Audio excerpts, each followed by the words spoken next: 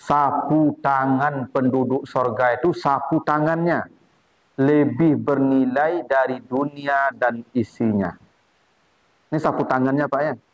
Belum rumahnya, belum tempat tidurnya. Sapu tangan penduduk sorga itu lebih bernilai dari dunia dan isinya.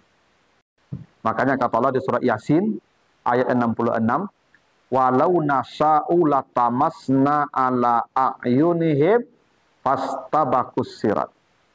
Semua manusia akan berlomba melewati sirat. Dan nanti disebutkan lagi di surat Maryam 71-72. Kata Allah, wa imminkum illa wariduha. Semua kamu pasti mendatangi jahanam.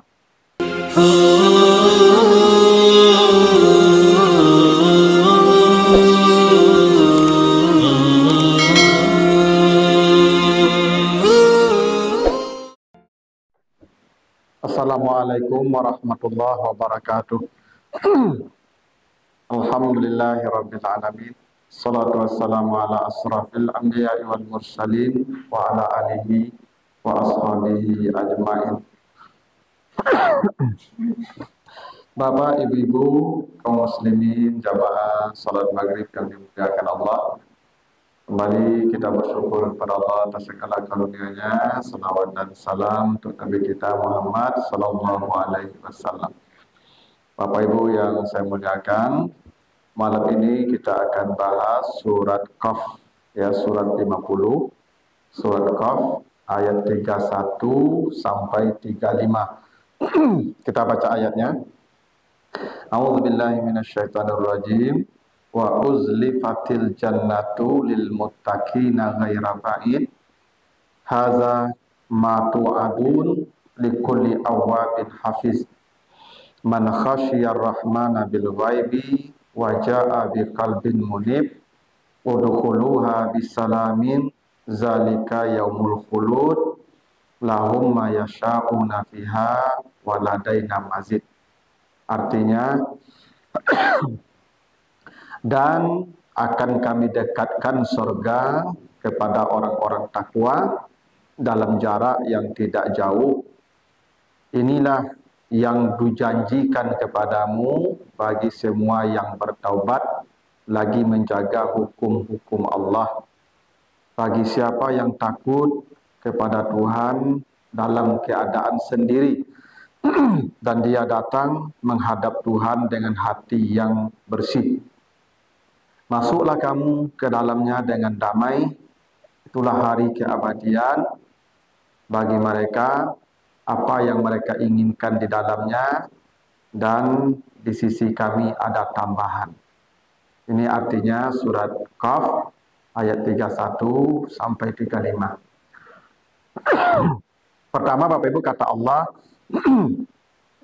sorga akan didekatkan Allah kepada orang-orang takwa dalam jarak yang tidak jauh. Jadi sorga akan didekatkan. Jadi kalau sorga akan didekatkan, itu artinya sorga itu sudah ada. Cuman masih jauh dari kita. Kira begitu. Nanti ada masanya Allah akan mendekatkan kepada kita. Jadi sorga itu, Ibu, dia sudah ada, tapi jaraknya masih jauh. Itu kenapa sorga itu disebut jannah. Jannah itu sesuatu yang tidak tampak. Dia ada, cuman belum tampak. Sesuatu yang belum tampak itu namanya jannah. Itu kenapa jin, kenapa disebut jin? Karena tidak tampak. Ya, kalau tampak tidak jin namanya itu. Yang jin itu tidak tampak, maka disebut jin. Janin, kenapa disebut janin? Karena tidak tampak. Ya, kalau tampak tidak janin lagi. Ya, janin itu karena tidak tampak itu. Benteng disebut junnah. Kenapa benteng disebut junnah? Dulu orang kalau bersembunyi ke dalam benteng itu tidak tampak oleh musuh. Jadi yang tidak tampak itu dalam bahasa Arab disebut jannah. Jadi semua yang tidak terlihat Itu disebut jannah. Nah, sesuatu itu tidak terlihat bukan tidak ada. Ini kuman. Kuman itu ada enggak, Pak? Ada, cuma tidak terlihat. Ya. Sorga itu ada, Pak. Cuman belum terlihat. Kenapa belum terlihat? Karena salah satu sebabnya karena jaraknya masih jauh. Belum ditampakkan Allah. Memang sorga ini, Bapak Ibu, sengaja Allah sembunyikan. Ya. Jadi sorga itu sengaja Allah sembunyikan dari kita. Belum ditampakkan. Kenapa sorga disembunyikan, Bapak Ibu? Agar ya hidup ini jadi ujian. Dengan disembunyikannya sorga itu ada yang taat, ada yang maksiat. Andai sorga ditampakkan Allah, semua kita akan menjadi taat. Kalau sorga ditampakkan, Bapak Ibu, saya yakin yang di rumah itu berlarian ke musala sekarang. Kalau sorga itu tampak. Karena kata Nabi, lanasifu ahlil jannati khairum minad dunya wa ma fiha. Sapu tangan penduduk sorga itu, sapu tangannya lebih bernilai dari dunia dan isinya. Ini sapu tangannya, Pak, ya. Belum rumahnya, belum tempat tidurnya. Sapu tangan penduduk sorga itu lebih bernilai dari dunia dan isinya. Andai ditampakkan sorga itu, Pak Ibu, semua orang tak ingin dunia sedikit pun. Itu kenapa nanti kan begini ceritanya, ya. Wasiqal ladzina taqaw rabbahum ilal jannati zumara. Besok orang-orang takwa akan digiring ke sorga berkelompok-kelompok. Hatta iza ja'uha wa futihat abwabuha. Ketika mereka sudah sampai di depan sorga, maka pintu sorga dibukakan. Kata Nabi, ketika pintu sorga dibukakan, mata memandang isi sorga, maka semua calon penghuni sorga itu terdiam bingung selama 70 tahun di depan pintu sorga. Jadi besok, Bapak Ibu, ketika waklah digiring ke sorga, ditampakkan sorga itu, baru mata kita melihat apa yang dijanjikan Allah ini. Kata Nabi, manusia terdiam bingung 70 tahun. Bapak Ibu nanti ketika melihat sorga, itu 70 tahun mengangus, Pak. 70 tahun mengangus, Pak. Bakok mengangus selama itu, mala ainun ra'at. Tidak pernah mata kita melihat ada keindahan seperti itu. Wala uzunun sami'at. Tidak pernah telinga kita mendengar cerita seindah ini. Wala khatara ala qalbil bashar. Tidak pernah hati bisa membayangkan ada keindahan seperti ini. Makanya ketika pintu surga dibuka itu kita bingung melihat indahnya. Nah, itu disembunyikan Allah. Itu masih ditutupi Allah. Kalau dibukakan, semua kita normal. Semua kita hidup tidak akan normal lagi. Begini. Kenapa orang ketika akan mati, Bapak Ibu, ingin mensedekahkan semua hartanya? Begitu ya. Di surat Al-Munafiqun, ayat yang ke-10 kata Allah, ketika manusia akan mati, dia minta tambah waktu. Rabbi laula akhartani ila ajalin qarib. Ada manusia minta tambah, minta tunda matinya. Supaya apa? Fa'asaddaka, dia ingin mensedekahkan semua hartanya.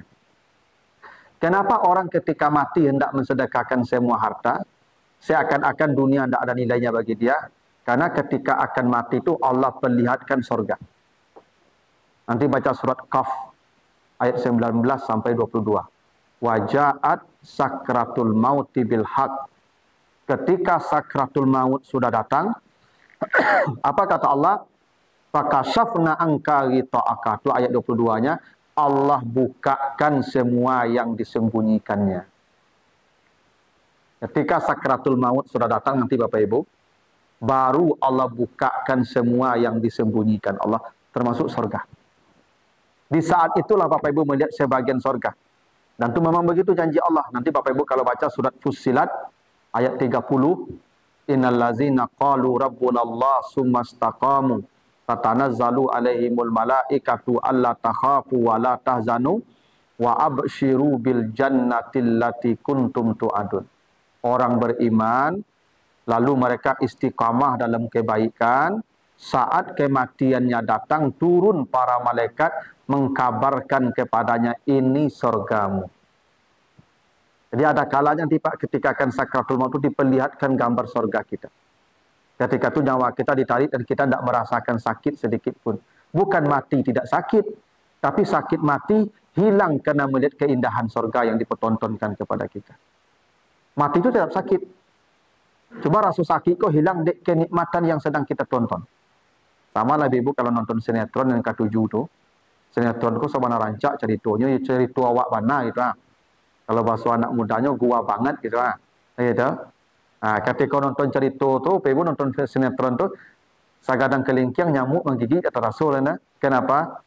Hilang sakit gigitan nyamuk tu karena indahnya cerita yang sedang kita nikmati. Nanti begitu tu Pak. Ada orang ketika akan mati Pak, tidak terasa sakit mati. Kenapa? Wa absyiru bil jannatil lati kuntum tu'adun, diberikan surga nih, surgamu, dipertontonkan kepadanya. Saat manusia memandang surga itulah manusia berkata, saya ingin mensedekahkan semua harta saya. Ini kenapa pahala sedekah karena surga belum tampak saja. Sehingga ketika lalu kata diang 5.000, 2.000, enggak 5.000, 2.000. Kok nampak surga langsung, yo dompet tu masuk ke kaki tiang dompet. Enggak kan tak normal hidup oleh Ibu. Kalau tampaklah surga ni Ibu, hidup kita tidak akan normal. Jadi pahala surga Allah sembunyikan, namanya gaib. Makanya orang takwa tu allazina yu'minuna bil gaib. Mereka percaya dengan yang gaib. Salah satu yang gaib itu adalah surga. Begini. Bapak Ibu, misalnya apa kata Nabi? Siapa yang salat 2 rakaat di waktu fajar, ya, rakaatul fajri. Kalau dia salat 2 rakaat di waktu fajar, habis azan subuh, dia salat 2 rakaat. Apa janji Nabi? Dia mendapatkan kebaikan khairum minad dunia wa ma fiha, lebih dari nilai dunia dan isinya. Bayangkan Bapak Ibu ya, 2 rakaat salat sunat habis azan subuh di waktu fajar, itu nilainya lebih dari dunia dan isinya. Lebih dari dunia dan isinya. Sekarang begini, tidak usahlah kita bicara dunia dan isinya. Kata Pak Gubernur atau kata Pak Wali Kota, siapa yang salat sunat 2 rakaat setelah azan subuh di masjid atau musala, akan diberikan satu Innova baru. Ditagak Innova di rakit musala kok Pak. Ambo yakin lalu di musala sadonya kok Pak. Lalu di masjid orang sadonya Pak. Kenapa? Nampak. Nen lumpuh pun belok ke masjid Pak. Enak. Bakok betul dek nampak. Sekarang tak nampak Pak. Surga itu tidak ada, cuma disembunyikan Allah. Makanya kata Allah, nanti akan didekatkan baru tampak. Sekarang masih dijauhkan. Supaya hidup tetap jadi ujian. Ada yang saleh, ada yang tak saleh. Kalau tampak sekarang surga, iku masa musala aku tak dapat duduk apa lo tagak sadonya. Kenapa? Surga tampak. Yang sapu tangannya saja lebih dari dunia dan isinya. Apalagi isinya yang lain. Itu rahasianya kenapa kata Allah, surga masih dijauhkan dari kita. Besok ada masanya, surga itu akan didekatkan kepada kita, barulah kita menyesal sejadi-jadinya. Kenapa kita lalai mengejarnya? Ya Bapak Ibu, sesuatu itu akan mati-matian kita kejar, dek tampak tadi. Ya. Kalau tidak tampak, manusia itu biasanya santai. Tapi itu ujian. Ya Allah ingin tahu siapa amal yang paling baik. Itu maksud pertama, surga didekatkan. Jadi surga masih jauh. Dia sudah ada. Kalau Bapak Ibu bertanya, lalu di mana surga sekarang Ustaz? Jawabannya, surga sekarang adanya di langit. Iya, iya. Nanti baca surat An-Najm, mulai ayat 13, ya, 8 sampai 13. Di surah An-Najm itu kata Allah, walaqad ra'ahu nazlatan ukhra inda sidratil muntaha indaha jannatul ma'wa.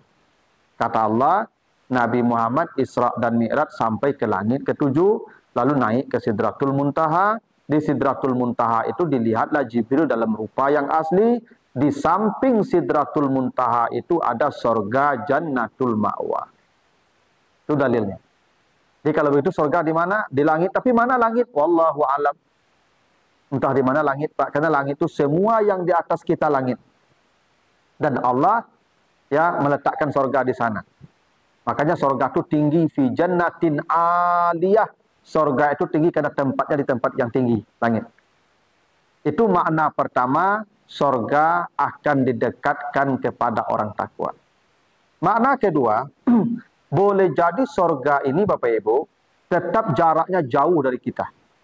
Tetap jaraknya jauh, tapi kitanya yang mencapai surga dengan kecepatan tinggi, hingga walaupun jarak jauh tetap dekat. Gini, Bapak Ibu, lubuk menturun dari Andale, dakik atau jauh? Tergantung. Kalau apa mesuk-esuk jauh. Kalau apa pakai motor apa atau mobil sport itu, dakiknya itu. Kenapa? Kecepatannya. Jakarta dari Padang jauh atau dakik? Tergantung Pak. Apa kalau balap jalan ke Jakarta jauh tuh. Kalau pakai pesawat, dakiknya itu. Jadi dekat jauh itu bukan soal jarak, kecepatan kita menuju itu. Kalau cepat jauh bisa dekat. Itu Malaysia atau apa Australia misalnya, itu jauh tuh Pak. Tapi Pak kalau pakai pesawat jet, dakiknya tuh Pak. Jadi dekat dan jauh tuh Pak bukan soal jarak, tapi soal kecepatan. Karena itu surga ini tetap jauh, cuma nanti kita mencapainya dengan kecepatan tinggi sehingga dekat. Karena begini Pak Ibu, kita ini akan menuju surga itu dalam jarak yang sangat jauh. Ada fase-fase Ibu Bapak. Ada fase mahsyar, ada fase hisab, ada fase mizan, ada fase sirat, ada fase kintarah. Ini fase-fasenya nih Pak. Mahsyar, hisab, mizan, sirat, kintarah, baru surga. Kita bahas satu saja, sirat. Sirat ini Bapak Ibu yang paling pendek perjalanan kita ke surga itu. Sirat itu titian di atas jahanam yang dibentangkan Allah menuju surga. Makanya kata Allah di surat Yasin ayat 66, walau nasya'u latamasna ala a'yunihim fastabakus sirat. Semua manusia akan berlomba melewati sirat. Dan nanti disebutkan lagi di surat Maryam 71-72. Kata Allah, wa imminkum illa wariduha. Semua kamu pasti mendatangi jahanam. Jadi kata Allah begitu Pak, semua kamu pasti mendatangi jahanam. Mendatangi jahanam itu maksudnya melewati jahanam. Dan kata melewati jahanam itu warid. Warid itu artinya menempuh sesuatu dalam jangka waktu yang panjang. Itu maka ada istilah wirid. Wirid itu kenapa disebut wirid? Karena kegiatannya panjang dan lama. Kita nih Pak Ibu, setiap minggu ya sudah bertahun-tahun kan, tetap tiap minggu itu namanya wirid. Tapi kok sekali setahun tak wirid namanya itu Pak. Kenapa kita melewati jahanam itu disebut warid? Karena panjang sekali masa kita melewati jahanam untuk sampai ke surga. Begini, sirat itu Pak Ibu, titian yang dibentangkan di atas jahanam yang lebih halus dari rambut. Adaku minasyari kata Nabi. Titian itu lebih halus dari rambut. Ahaddu minas saif, lebih tajam dari mata pedang. Halusnya lebih halus dari rambut, tajamnya lebih tajam dari mata pedang. Perjalanannya, jarak tempuhnya kata Nabi, itu 21.000 tahun perjalanan. Panjang tuh Pak. Di bawahnya jahanam berwarna hitam pekat. Kenapa 21.000 tahun perjalanan kita melewati sirat? Karena kata Nabi, sirat itu dibentangkan di atas jahanam dengan 7 posko. Ada 7 posko Pak. Setiap posko ada pertanyaan. Yang tidak selesai pertanyaan di sana, dia akan jatuh di setiap posko. Makanya kata Allah, Wa nazaruz zalimina fiha jisiyya. Hanya sedikit yang selamat, yang banyak itu jatuh. Itu kenapa kata Nabi, setiap 1000 anak cucu Adam, 999 jatuh ke jahanam. Masya Allah Pak ya. Setiap 1000 anak cucu Adam, 999 jatuh, hanya satu yang selamat ke surga. Itu kenapa yang masuk surga itu kata Allah, ashabul jannati humul faizun. Yang sampai ke surga itu para juara. Juara aku tidak banyak loh Pak. Juara aku seketiknya. Yang banyak yang loss, yang kalah. Nah, setiap posko di atas sirat itu ada pertanyaan yang harus dijawab. Yang tak selesai, jatuh. Di posko 1 ditanya tentang iman kita. Itu dalam kitab Daqaiqul Akhbar disebutkan begitu oleh Jalaluddin As-Suyuti. Ada riwayatnya, ada hadisnya. Di posko 1 iman Pak. Di Pak, jumlah orang beriman, jumlah orang kafir, jauh lebih banyak orang kafir. Sejak bumi dibentangkan Allah. Begini, yang sekarang sajalah. Andai manusia yang hidup sekarang saja melewati sirat Pak, jumlah penduduk bumi sekarang nih Pak, jumlah penduduk bumi itu kira-kira 8 miliar Pak. Sekarang, yang hidup sekarang. Dari 8 miliar itu, hanya 2 miliar yang muslim. 6 miliarnya kafir. Maka di posko 1, 6 miliar sudah jatuh.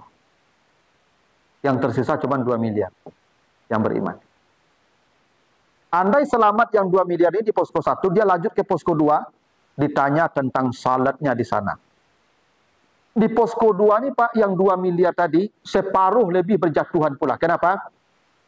Dari yang 2 miliar itu separuhnya lebih orang munafik. Karena orang munafik itu Islam Pak. Dia mengaku Islam, dia mengaku beriman. Wa minan nasi may yaqulu amanna. Mereka beriman. Wa ma hum bimu'minin, tapi mereka tidak beriman. Apa ciri orang munafik Pak? Iza qamu ila salati qamu kusala. Kalau mereka salat, salatnya malas-malasan. Yang salatnya malas-malasan, munafik itu. Dia salat, tapi malas-malasan. Di posko 2 itu berjatuhan tuh Pak. Andai selamat di posko 1, maka di posko 2 dia jatuh, sudah sedikit lagi tersisa Pak. Di posko 2 selamat, masuk posko 3, ditanya zakat dia. Bisa jadi sebagian jatuh pula. Selamat, masuk ke posko 4, ditanya puasanya. Di sini berjatuhan pula Pak. Selamat, masuk ke posko 5, ditanya haji dan umrahnya. Di sini pun berjatuhan lagi sebagian, tinggal sebagian lagi. Masuk ke posko 6, ditanya mandi junub dan wuduknya. Maka mandi junub itu perkara serius Pak. Yang membuat orang jatuh, salah satunya di posko mandi junub. Andai selamat, ibadah semua, imannya cukup, salat cukup, semua cukup. Di posko 7 banyak yang jatuh. Kenapa? Silaturahim di posko 7 Pak. Andai ibadahnya mantap, hubungan dengan manusia buruk, hak-hak orang banyak dia ambil, di posko 7 berjatuhan. Ada 7 posko itu Pak. Dan kata Nabi Pak, jarak dari satu posko ke posko kedua itu perjalanan 3000 tahun. 1000 tahun mendaki, 1000 tahun mendatar, 1000 tahun menurun. Kali 7, 21.000 tahun perjalanan. Masya Allah Pak. Panjang sirat tuh Pak. Sabana panjang. Makanya begini. Kan sirat itu dibentangkan di atas jahanam ya. Dan penduduk jahanam tuh banyak Bapak Ibu. Setiap 1000 anak Adam, 999 masuk neraka. Dan manusia kalau masuk neraka Pak, badannya sagadang awak loh Pak. Kata Nabi, penduduk neraka tuh badannya dibesarkan sampai dirsuhu mislal Uhud, satu giginya sebesar bukit Uhud. Pucuk gigi Pak. Telinganya kata Nabi, sab'una zira'an, 70 hasta lebarnya Pak. Cik telinga tu Pak. Tak ada yang ketik lah Pak. Lalu bidang bahunya, baina mangkabai, bidang bahu penduduk neraka tu Pak, masih rata salah satu ayam perjalanan 3 hari. Gadang tu Pak. Itu kalau dijejerkan di jahanam tu Pak, bara gadang jahanam tu Pak. Masalah ya. Itu panjangnya sirat menuju surga. Kan jauh tu Pak. Tapi kata Allah, nanti kalau Bapak baca surat Al-Hadid ayat 12. Al-Hadid ayat 12. Yauma taral mu'minin wal mu'minat yas'a nuruhum baina aidihim wa bi aimanihim. Orang-orang beriman ketika melewati sirat dengan kecepatan cahaya. Orang beriman kalau melewati sirat kata Allah dengan kecepatan cahaya. Bagaimana kecepatan cahaya? Cahaya itu kecepatannya 3 kali 10 pangkat 8 meter per detik. Artinya setiap 1 detik cahaya jarak tempuhnya 300.000 kilo. Makanya penduduk surga cepat sampai, penduduk orang beriman cepat sampai ke surga. Kenapa? Kecepatannya cahaya. Tapi coba baca di Al-Hadid ayat 13-nya. Yauma yaqulul munafiqun wal munafiqat lillazina amanu unzuruna naktabis min nurikum. Orang munafik melewati sirat dalam kegelapan yang sangat. Coba bayangkan ya.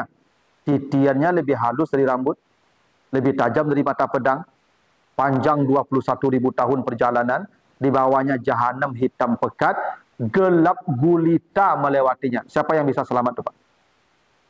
Ini tidak usahlah titian alui, titian batang karambi, itu gadang tu Pak. Di bawahnya tidak api tu Pak, air gadang, sungai di bawahnya, tapi titiannya batang karambi. Kalam sabana kalam, le talu apa menitinya tu? Ini jahanam sapalu itu Pak, Masya Allah apa titian sehalus itu, sepanjang itu, gelap gulita. Itu kenapa kata Allah sedikit yang selamat. Siapa yang selamat? Yang melewatinya dengan cahaya. Ada pertanyaan Bapak Ibu.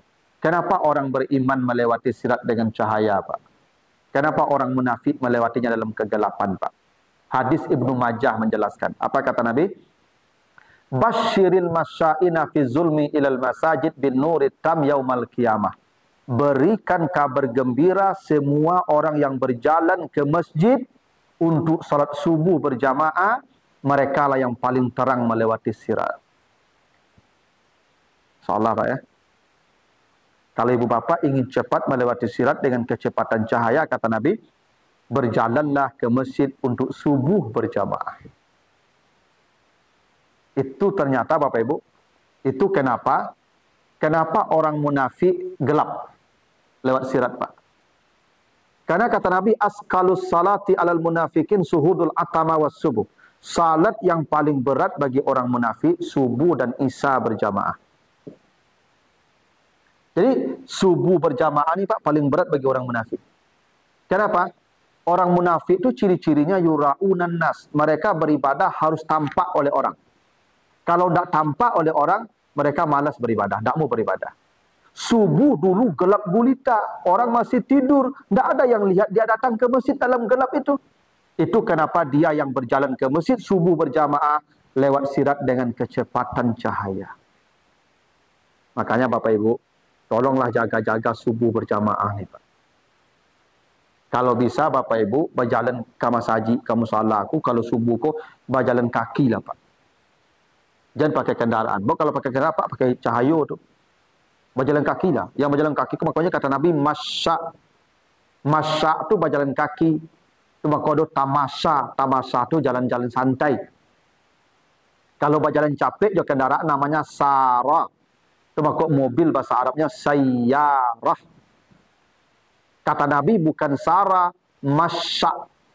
Kabarkan orang yang berjalan ke masjid, ke musala. Itu makanya Ibu kalau pergi ke masjid, kalau ke musala subuh ke, ya, ambil jalan yang enggak panjang supaya tarang langkahnya tu. Jadi apa Ibu yang di Mungko, kau memutar ke M Nur dulu, atau ke Anduriang, baru masuk ke Saranggapo nama itu ya, ke Parak Jigarang, baru putarkan. Itu enggak capek Pak. Itu lambat-lambat Pak itu sudah aja orang semayang lain.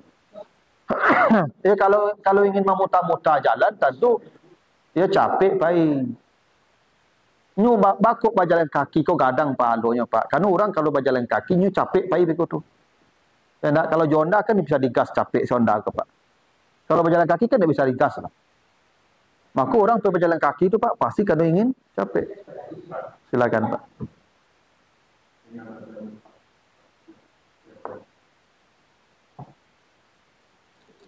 Mm-mm.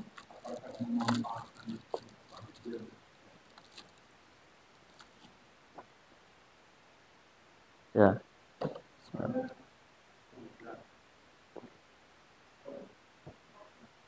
Oh ya.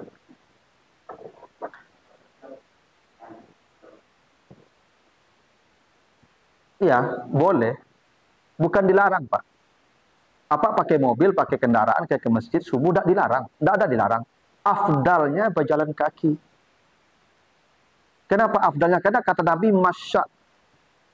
Para sahabat dulu pakai untu, Pak. Ada banyak untu. Tapi mereka tidak pernah pakai untu ke subuh berjamaah, Pak.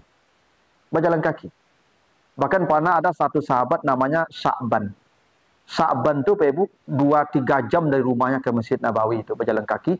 Orang pertama yang datang subuh. Itu makanya ketika dia akan mati dia berteriak-teriak, kenapa tidak lebih jauh? Kenapa tidak lebih jauh? Kenapa tidak lebih jauh? Karena ketika akan mati itu Pak dilihatkan pahala langkah-langkahnya itu Pak. Ketika berhenti pada langkah terakhir dia berteriak kenapa tidak lebih jauh? Memang begitu Pak sunnahnya. Memang berjalan kaki. Karena orang kalau berjalan kaki itu Pak pasti capek berangkit. Karena kalau pakai kendaraan pasti tinggal logas saja. Bisa santai-santai berangkit di rumah. Ini berjalan kaki itu maknanya kesungguhan datang Pak. Orang kalau berjalan pasti sungguh-sungguh Pak. Bukti sungguh-sungguh pasti capek jagonya. Pasti capek berangkitnya. Apalagi kok memutar tadi. Mungkin lambat-lambat. Mungkin jagonya lambat. Kalau cuma mutar jalan pasti cuma lambat dah jago. Maka memutar jalan lah. Berjalan kaki lah. Gitu. Nah, cuman kalau pakai kendaraan boleh saja. Cuman mungkin nanti yang berjalan kaki lebih capek sampai ke surga daripada yang pakai auto. Ya Pak. Ini boleh sampai ke surga Pak. Tapi apa agak terlambat. Yang paling dulu yang jalan kaki tadi. Ya toh. Kan soal kecepatan tadi. Makanya orang melewati sirat itu Pak ada yang seperti cahaya, ada yang seperti angin, ada yang seperti berkuda, ada yang seperti berlari, ada yang seperti berjalan. Kan macam-macam keadaannya Pak. Ada yang masih eswi, tergantunglah. Itu kenapa didekatkan ada kalanya memang sangat dekat bagi dia. Kalau ke Jakarta itu pakai bus kan capek je tu Pak. Ya, pakai motor sampai begitu Pak. Berjalan kaki sampai begitu Pak. Yang pakai jet sampai je cuman kan tingkat kecepatan sampainya tu Pak persoalannya.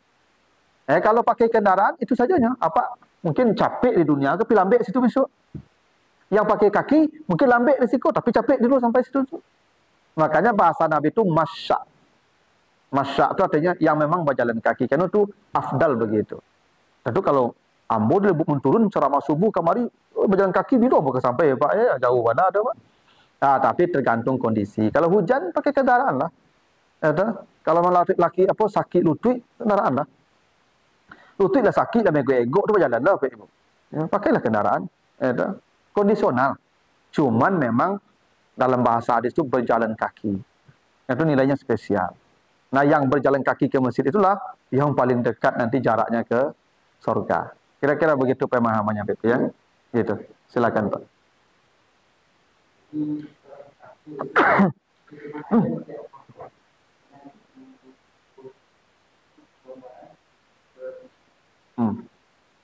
Kan orang kafir sudah jatuh di posko 1. Iyalah. Kan semua kamu pasti melewati jahanam. Dia sudah jatuh di start pertama. Baru kamu langkah, pada peleset langsung. Itu langsung. Kan di posko pertama tanya iman. Udah, selesai di posko 1 dia jatuh. Makanya wana zaru az-zalimina fi hajisiyah. Orang zalim jatuh langsung berlutut. Sudah selesai. Dan itu pasti Pak. Allah sebut begitu. Kecuali kita tidak beriman dengan kitab. Kalau Al-Quran sebut begitu, ya sudah kan tanda kita beriman kan percaya dengan apa yang disampaikan oleh Allah dalam kitabnya. Kan orang beriman itu begitu. Percaya pada Allah, Rasulnya, malaikatnya, Rasulnya, kitabnya. Itu tak? Kan Al-Quran itu bacalah di surat Maryam itu. 7172. Semua kamu pasti melewati jahanam. Apa lagi Pak? Iya, fastabakus sirat namanya. Mereka akan berlomba. Perlombaan itu kan kecepatan tadi. Yang paling cepat yang datang subuh ke masjid. Itu yang paling cepat. Ya. Zaman sesuk, Pak. Ya kan tidak ada orang yang pakai kendaraan, Pak. Di kampung pula tidak. Tahun 80-an so, Pak. Mau orang Bonda di kampung, Pak. Ya, di kampung apa, Pak? Listrik kok tahun 89 masuk. Ambo mengawani nenek ambo, Pak Ibu, PK Mas Haji dulu. Itu jusulu, Pak. Ya, lampu pakai bambu tuh diisi minyak, lagi sabui, tuh ditonggiangnya dulu, baru dipanggang. Itu sepanjang jalan tuh hitam hidung aja tuh banyak, asoknya banyak tuh, Pak. Enak. Itu Pak jalan kaki tuh, Pak. Jam mampet lah berjalan tuh, Pak. Karena Mas Haji di kampung nak daki rumah, sama juga di komplek deh, Bu. Di komplek Mas Haji di tengah komplek nak begitu, Pak. Kalau di kampung Mas Haji di ujung-ujung, Pak. Jarak rumah ke masjid jauh-jauh tuh, Pak. Wajar dulu di Mas Haji kok sampai ke subuh berjamaah aku nak barang orang lah, Pak. Nak berinci orang. Karena payah berjalan ke situ tuh, Pak. Nah, itu makut digajar Allah dengan gajaran hebat tuh, dia seperti cahaya melewati sirat. Kegelapan yang dia lewati menuju rumah Allah subuh tuh, itulah cahaya dia melewati sirat. Masya Allah, Bapak ya, makanya kita yang ibu bapak yang selalu subuh ke musala ini, insya Allah menunggu mati saja, Pak. Asal mati lewat sirat aman, Pak. Tayolah Bapak Ibu kamu, ya tahu. Ya, asal lagi dijago subuh kau jamaah Pak ke musala, ke Mas Haji, aman. Ya aman, Pak. Anda percaya cubalah, matilah dulu tu kau celik lah, Pak, tak percaya. Itu betul namanya, Pak. Kalau dicuba kan nak balik lah. Ya, tapi yakin sajalah dengan janji Allah. Nabi sudah sebut begitu, tinggal kita beramal. Karena begini, Pak, informasi akhirat itu sudah lengkap. Makanya kita beriman dengan akhirat itu, percaya itu karena pengetahuan, Pak. Informasi tentang sorga, tentang neraka, tentang kehidupan alam akhirat itu lengkap. Dan bukan hanya informasinya yang lengkap, jalan-jalan selamat pun lengkap. Tinggal kita ikuti saja jalannya, Pak. Asal ikut jalannya, selamat. Selamat. Nah itu. Lalu kata Allah, haza ma tu'adun. Inilah yang dulu dijanjikan kepadamu. Jadi surga itu janji Allah, Pak Ibu ya. Untuk siapa? Man amila salihan min zakarin au unsa wa huwa mu'minun falanuhyiyannahu hayatan thayyibah. Itu janji Allah. Siapa yang beramal saleh, laki atau perempuan, dan dia beriman, ini surga. Jadi Bapak Ibu, amal saleh kita, salat, puasa, zakat, haji, dengan ceramah semua, ini bukan untuk dunia, Pak, untuk mendapatkan janji Allah yang ada itu, akhirat. Makanya Bapak Ibu, jangan pernah menghubungkan dunia orang dengan amal saleh dia. Karena dunia dan amal saleh tidak ada hubungan. Percuma saya rajin beribadahnya, Pak, tu apa tu ha? Sama saji ci arima, payah je duitnya. Tu keliru tu. Andai dunia terhubung dengan amal orang, nabi-nabi paling kaya, Pak. Siapa yang bisa menandingi amalnya para nabi, Pak? Tapi hidup nabi itu berkekurangan, Pak, secara material. Orang-orang saleh, ulama-ulama tu mana yang kaya, Pak? Syafi'i mah kayanya tak kaya lah, Pak. Hambali tak kaya lah, Pak. Imam Bukhari sampai mati tak punya rumah lah, Pak. Buya Hamka kaya, Pak. Tak ada yang kaya. Karena dunia tak ada hubungannya dengan ibadah. Dunia sudah dibagikan Allah. Nanti baca surah Az-Zariyat ayat 22. Wa fis sama'i rizqukum wa ma tu'adun. Di langit Allah sudah catatkan rezeki kita. Belum lagi kita lahir, Bapak Ibu, jumlahnya sudah ada. Itu makanya Bapak Ibu di akhirat tidak ditanya tentang jumlah. Apa yang tanya Allah di akhirat? Apa? Rezeki, harta, cara dapat, cara pakai. Rezeki kita sebanyak itu, sebanyak yang dicatatkan Allah. Tidak dicatatkan, tidak akan datang ke kita. Allahumma la mani'a lima a'taita wa la mu'tiya lima mana'ta. Tidak begitu yang kita baca. Ya Allah, kalau engkau mencatatkannya, sedunia orang menghalangi tidak akan terhalangi. Jika engkau tidak menuliskannya, sedunia orang mengantarkannya tidak akan sampai. Jangan rusuh Ibu soal rezeki dunia. Jangan. Kata Allah nanti baca surat Az-Zukhruf ayat 32. Nahnu qasamna bainahum ma'isatahum fil hayatid dunya. Dunia ini sudah kami bagikan untuk mereka. Allah yang potong-potong kuenya, Pak. Ada enggak kadang dapat, ada enggak saketik dapat. Itu potongannya dari Allah. Tidak terkait dengan pintarnya, tidak terkait dengan bodohnya, tidak terkait dengan maksiatnya, tidak terkait dengan taatnya.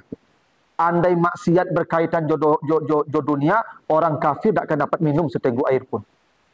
Orang kafir dikasih, Pak, dunia segalanya dikasih. Kenapa? Karena memang sesuai pembagian Allah. Tapi amal saleh untuk sorga nanti di akhirat. Karena sorga itu barang mewah. Makanya kata Nabi, kalau dunia ini bernilai dibandingkan sorga yang nilainya sehelai sayap nyamuk. Andai dunia ini ada nilai sehelai sayap nyamuk, orang kafir tidak akan diberi minum seteguk air pun oleh Allah. Makanya Bapak Ibu, kita beribadah ini untuk mendapatkan janji Allah yang ada di sana, bukan untuk dunia. Kenapa? Dunia tidak cukup. Bapak Ibu yang salat sunat 2 rakaat subuh tadi, andai dikasih langsung cash hari ini, 5 kawak lataan, Pak. Ini lebih dia dunia dari sini, Pak. Yuk subuh tuh, nenciek saya baru dah Pak, 5 kawak lataan. Akhirnya bercakap tampek oleh Pak. Dan kalau diagen, awak pun sibuk lo ngurusnya. Kenapa? Ini makin banyak dapat makin sibuk ngurus, Pak. Saya lebih kamu. Apa makin banyak haratu apa makin sibuk ikut. Saya lah kamu. Makin payah ikut. Ibu kok ada ame di ibu. Ada ame di rumah ibu sekadang lutut. Ibu surang di rumah. Lalu atau ikut. Lalu kalau tu. Ini makin banyak dunia ko diagi makin sibuk adanya Pak Ibu. Saya lah ibu kamu. Nah kok diagen langsung Pak Ibu. Lebih dari dunia dan isi diagen cash. Dah sibuk Pak Ibu Pak. Dah jadi beribadah sudah itu. Dah sibuk ngurus banyak sudah. Maka Allah tunda nanti ya. Ini janji saya ya. Nanti. Kau ambil janji saya di nanti. Makanya Bapak Ibu. Ya. Dunia tidak terhubung dengan ibadah. Tapi keberkahan rezeki memang dengan ibadah. Jumlah tidak. Allah yang tetapkan. Ibadah kita. Inilah kata Allah ketika sorga sudah didekatkan. Ini. Ibadah kalian ini. Nah, ini baru sampai ayat 31 ya. Ada sampai ayat itu mah. Nantilah ya, bulan berikutnya kita lanjutkan ya. Yang mudah-mudahan ada manfaatnya, lebih kurang mohon maaf. Subhanakallahumma wa bihamdika, asyhadu an la ilaha illa anta, astaghfiruka wa atubu ilaika. Wassalamualaikum warahmatullahi wabarakatuh.